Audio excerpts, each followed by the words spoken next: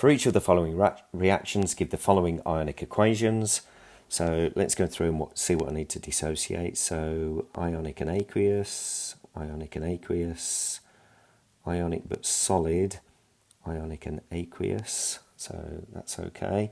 So let's just dissociate all of that. So 2 plus, I know that's 2 plus because sulfate is 2 minus. And then 2 Na pluses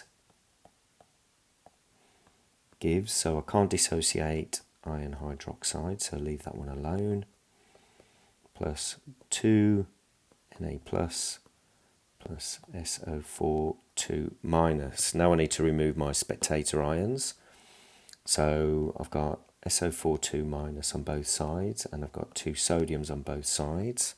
So if I get my rubber now and rub those out,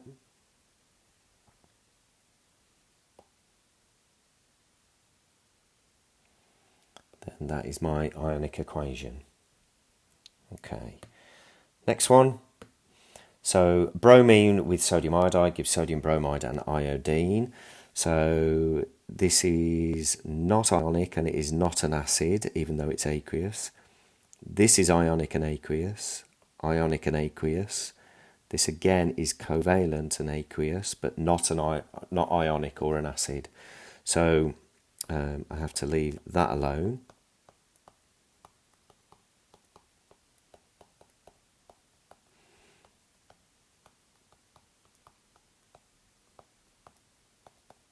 And leave that one alone.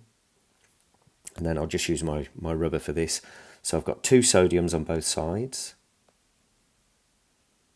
And I've got, well, that's it.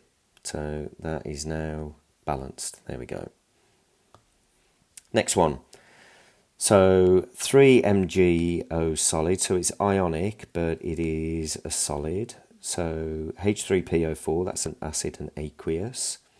I've got magnesium phosphate, that's ionic and aqueous, and then I've got water, which is covalent and a liquid. So 3MgO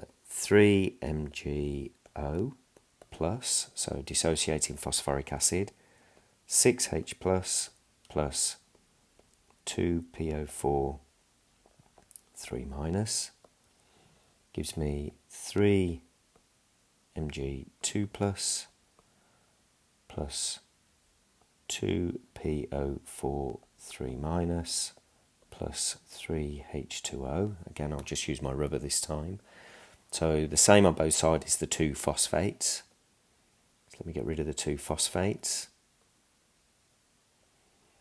And that is correct as it is, but I hope you can see that 3 to 6 to 3 to 3 is the same as 1 to 2 to 1 to 1.